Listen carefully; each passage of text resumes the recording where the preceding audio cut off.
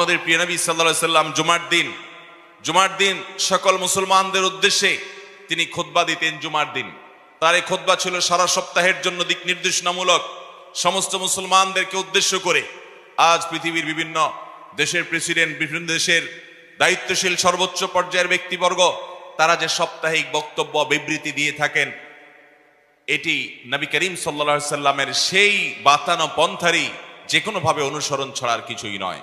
মোহতারাম হাজরিন, ঠিক একইভাবে ইসলাম মসজিদের মাধ্যমে এত চমৎকার একটা সামাজিক ব্যবস্থা গড়ে তুলেছে যে পৃথিবীতে অন্য কোনো সমাজ ব্যবস্থা ইসলামের বাইরে আর কেউ এটি কল্পনাও করতে পারে না। আপনি দেখুন, ইসলাম বলে একটা ছোট্ট মহল্লাতে একটা পাঞ্জেগানা মসজিদ থাকবে। যতগুলো ছোট ছোট মহল্লা থাকবে সবগুলো মহল্লাতে অনেকগুলো পাঞ্জেগানা মসজিদ থাকবে।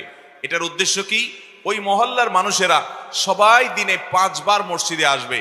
5 বার যখন একটা এলাকা, একটা পাড়া, ছোট কয়েকটা ঘর বাড়িতে একটা পাড়া হয়, এই পাড়ার সব পুরুষগুলো যখন মসজিদে দিনে 1 বার না 5 বার আসবে, তখন একজন আরেকজনের সাথে দেখা সাক্ষাৎ হবে, খোঁজ খবর নিতে পারবে কেউ বিপদে আছে কিনা, কারোর অসুস্থ হয়েছে কিনা, কারোর সমস্যা আছে কিনা, কেউ অভাবে আছে কিনা, কেউ ঋণগ্রস্ত আছে কিনা, কেউ জুলুমের শিকার আছে কিনা, কেউ জুলুম করছে কিনা, কেউ কোনো সমস্যায় আছে কিনা। এই সব সমস্যার সমাধান করার একটা সূত্র তৈরি হবে, মানুষের সাক্ষাৎ হবে, পারস্পরিক একটা সম্পর্ক বিল্ড আপ হবে, পরস্পর একে অন্যের সাথে হাল ফুর্সি করবে, একজন আরেকজনের সাথে নিজেদের ভাব বিনিময় করবে। এতে একটা সামাজিক সৌহার্দ্য তৈরি হবে, সম্প্রীতি তৈরি হবে গোটা সমাজের প্রত্যেকটা ঘরের মানুষের সাথে। এরপরে জুমার মসজিদটাকে আরেকটু ব্যাপকভাবে ইসলাম করেছে। ছোট ছোট অনেকগুলো পাড়ার মসজিদ, পাঞ্জেগানা মসজিদ মিলে একটা জুমার মসজিদ হবে। এই পাঞ্জেগানা মসজিদের পাড়ার মানুষগুলো আবার সবাই মিলে একসাথে হবে জুমার মসজিদে। এরপরে জুমার মসজিদের চেয়ে আরেকটু ব্যাপক পরিসরে ঈদের নামাজের ব্যবস্থা ইসলাম করেছে। অনেকগুলো জুমার মসজিদের মুসল্লিরা একসাথে হয়ে একটা বড় ঈদগাহে একত্র হবে এবং বছরে 2 বার পুরো এলাকা, বিশাল বড় এলাকা, একটা বড় ইউনিয়নে বা আরেকটু বড় পরিসরে সমস্ত মানুষ বছরে 2 বার তারা সাক্ষাৎ করবে। এটাতেও তাদের একে অন্যের সাথে নিজেদের কুশল বিনিময়ের সুযোগ তৈরি হবে, সুবিধা অসুবিধাগুলো নিয়ে আলাপ আলোচনা করার সুযোগ তৈরি হবে। এরপর গোটা বিশ্বের ছিটিয়ে থাকা মুসলমানদের বছরে 1 বার হজের মাধ্যমে সবাইকে একত্র করা হয়। এটা আন্তর্জাতিক সম্মেলনের মতো। মুসলমানদের পাড়ার সম্মেলন দিনে 5 বার হবে। মুসলমানদের কয়েকটা পাড়া মিলিত একটা ইউনিয়ন বা এই পর্যায়ের সম্মেলন হবে সপ্তাহে 1 বার জুমার দিনে। আরো বড় পরিসরে আরো কয়েকটা ইউনিয়নের মানুষ মিলে তাদের সম্মেলন হবে বছরে 2 বার 2 ঈদে। আর গোটা দুনিয়ার মুসলমানদের, বিভিন্ন দেশের মুসলমানরা তারা একত্র হয়ে আন্তর্জাতিক সম্মেলনে তারা উপস্থিত হবে হজের মাধ্যমে। ইসলাম একেবারে পরিবার থেকে নিয়ে, পাড়া থেকে নিয়ে আন্তর্জাতিক পরিমণ্ডল পর্যন্ত প্রতিটি স্তরে মসজিদের এত সুন্দর, নামাজের এত সুন্দর সুবিন্যাস করেছে যে এর মাধ্যমে একটা সুন্দর, একটা শক্তিশালী, একটা চমৎকার অসাধারণ সমাজ ব্যবস্থা গড়ে উঠবে। যদিও দুঃখজনক, আজকাল আমরা মসজিদ করলেই সেটা জুমা মসজিদ করি, মসজিদ করলেই সেটা আপনার ঈদের নামাজও সেখানে পড়ি। আমরা সবাই স্বয়ং সম্পন্ন হতে চাই, কেউ কাউকে মানতে চাই না, অথচ ইসলাম আমাদেরকে এভাবে বলে নেই। যাই হোক, আমি সেদিকে যাচ্ছি না। তাহলে মসজিদ এটা একটা সুন্দর এবং চমৎকার সমাজ গঠনে, ইসলামের এই আদর্শ একটা সমাজ গঠনে দারুণভাবে ভূমিকা রাখে। মোহতারাম হাজরিন, মসজিদের 6টি বিশেষ ফজিলত এবং মর্যাদার কথা আমরা বলতে চাই।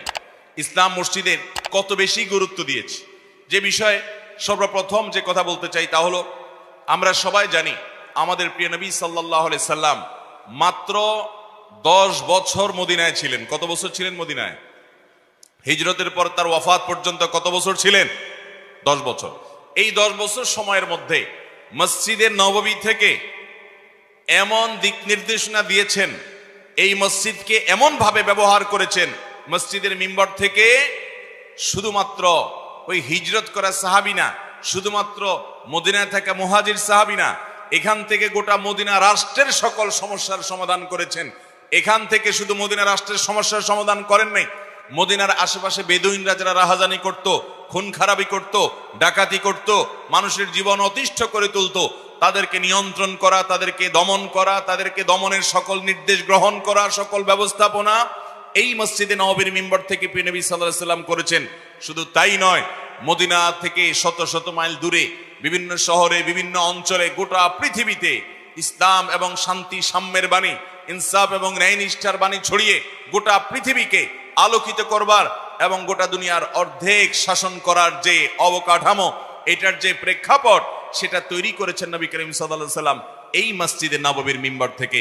মসজিদের শক্তি কত বড়, এই একটি পয়েন্ট যদি আপনি লক্ষ্য করেন তাহলে দিনের আলোর মতো স্পষ্ট হবে।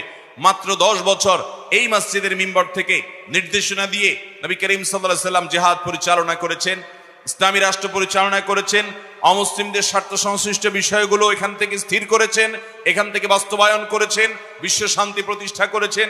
গোটা দুনিয়ার নেতৃত্ব নবী করিম সাল্লাল্লাহু আলাইহি ওয়াসাল্লাম এবং তারপরে সাহাবা ইকরাম দিয়েছেন। এই মসজিদের মিম্বার থেকে মসজিদ এখনো আছে, মসজিদের মিম্বরগুলো এখনো আসে। দুঃখের বিষয় হলো মসজিদগুলো এখন আর সেরকম সতেজ নাই, মসজিদগুলো আর এখন আর এরকম শক্তিশালী নাই, মসজিদগুলো আর এখন আর জীবন্ত নাই, মসজিদগুলো এখন সেই জায়গা নাই। এখন মসজিদ থেকে গোটা পৃথিবীর সমস্যা তো সমাধান করা তো দূরের কথা, মসজিদ থেকে মসজিদের মহল্লার মানুষদের সমস্যাও দূর হয় না। মোহতারাম হাজিরিন, আমাদেরকে এই মসজিদগুলোকে আদর্শ এবং মডেল মসজিদে রূপান্তর করতে হবে, তাহলে গোটা পৃথিবীর চেহারা পরিবর্তন হতে সময় লাগবে। মোহতারাম হাজিরিন, মসজিদের দ্বিতীয় বৈশিষ্ট্য হলো কোন মুসলমান শুধুমাত্র মসজিদের দিকে পায়ে হেঁটে যদি যায়, ইবাদত করলে তো সে সওয়াব পাবে। মসজিদে গিয়ে জামাতে নামাজ পড়লো, তেলাওয়াত করলো, জিকির আজকাল করলো, তাসবিহ করলো, ওয়াজ নসিহত করলো, শুনলো, এগুলোর কারণে সে তো সওয়াব পাবেই। শুধুমাত্র পায়ে হেঁটে হেঁটে যে মসজিদে গেল, এই জন্য আল্লাহ রাব্বুল আলামিন ইমানদারকে প্রতি কদমের কারণে সে যতটা মসজিদের দিকে যাবে, বেশি বেশি কদম দিয়ে মসজিদের দিকে যাবে, তত বেশি আল্লাহ তাআলা মুসলমান হিসাবে, জান্নাতি হিসাবে তার মর্যাদাকে উন্নীত করবেন, তার গুনাহসমূহকে মাফ করবেন। নবী করিম সাল্লাল্লাহু আলাইহি ওয়াসাল্লাম বলেছেন, আলা আদুল্লুকুম আলা মা ইয়ামহুল্লাহু বিহিল খাতায়া ওয়া ইয়ারফাউদ দারাজাত, তোমাদেরকে কি এমন কিছু আমলের কথা বলে দিব না যে আমল করলে তোমাদের মর্যাদা মুসলমান হিসেবে আল্লাহর কাছে বৃদ্ধি পাবে, তোমাদের পাপাচারগুলো আল্লাহ তাআলা মাফ করে দিলেন। সাহাবা ইকরাম বলেন, ইয়া রাসূলুল্লাহ, অবশ্যই বলুন। তখন নবী করিম সাল্লাল্লাহু আলাইহি ওয়াসাল্লাম বলেছেন, এই মর্যাদা অধিকারী হতে হলে তোমাদেরকে কয়েকটি কাজ করতে হবে। তার ভিতরে একটা হলো কাসরাতুল খুতা ইলাল মাসাজিদ, মসজিদের দিকে বেশি বেশি পা কদম দিয়ে দিয়ে তুমি যদি মসজিদের দিকে যাও, যার কদম যেতে বেশি পড়বে, যে যত কষ্ট করে বেশি দূর থেকে হেঁটে মসজিদে আসবে, আল্লাহ রাব্বুল আলামিনের কাছে তার মর্যাদা তত বৃদ্ধি পাবে, তার গুনাহসমূহকে আল্লাহ তাআলা তত বেশি মাফ করবেন। মসজিদ আল্লাহর ঘর, তার মর্যাদা এবং পাওয়ার দেখেন, তার ফজিলত দেখেন। যে মসজিদের দিকে পায়ে হেঁটে যাওয়াটাও স্বতন্ত্র ইবাদত, শুধু ইবাদত নয়, এর কারণে আল্লাহর কাছে বান্দার মর্যাদা বৃদ্ধি হয়। As a Muslim, as a জান্নাতি, তার ক্লাস আল্লাহ তাআলা উন্নীত করেন, তার পাপাচারগুলোকে ক্ষমা করেন। মসজিদের তৃতীয় বৈশিষ্ট্য এবং 3 নম্বরের ফজিলত হলো যে মসজিদ এটা এমন এক ঘর, এমন এক জায়গা, অন্য কোন জায়গায় গেলে আপনাকে অবশ্যই নামাজ পড়ে বসতে হবে এমন কোন নির্দেশ নাই। অথচ মসজিদ সম্পর্কে আমাদের নবীজি সাল্লাল্লাহু আলাইহি ওয়াসাল্লাম বলেছেন যে ইদা দাখালা আহাদুকুমুল মসজিদ, তোমাদের কেউ যদি মসজিদে প্রবেশ করে, ফালা ইয়াজলিস হাত্তা ইউসাল্লি রাকাতাইন, তাহলে সে মসজিদে ঢোকার পর 2 রাকাত নামাজ পড়া ছাড়া সে যেন না বসে। এই আমলটা আমাদের সমাজে ব্যাপকভাবে আছে না নাই? মসজিদে ঢোকার পরে 2 রাকাত নামাজ পড়া ছাড়া বসা যাবে না, এটা কার নিষেধাজ্ঞা? নবী করিম সাল্লাল্লাহু আলাইহি ওয়াসাল্লামের। যদিও ফুকায়ে কেরাম কেউ এটাকে ওয়াজিব বলেছেন, ইমাম আবু হানিফা রাহিমাহুল্লাহ এবং অন্যান্য ফুকায়ে কেরামের মাযহাব অনুযায়ী সেটি মুস্তাহাব, কিন্তু নবী করিম সাল্লাল্লাহু আলাইহি ওয়াসাল্লামের হাদিসের দিকে তাকালে বোঝা যায় যে তিনি এই নামাজের ব্যাপারে খুব বেশি গুরুত্ব আরোপ করতেন।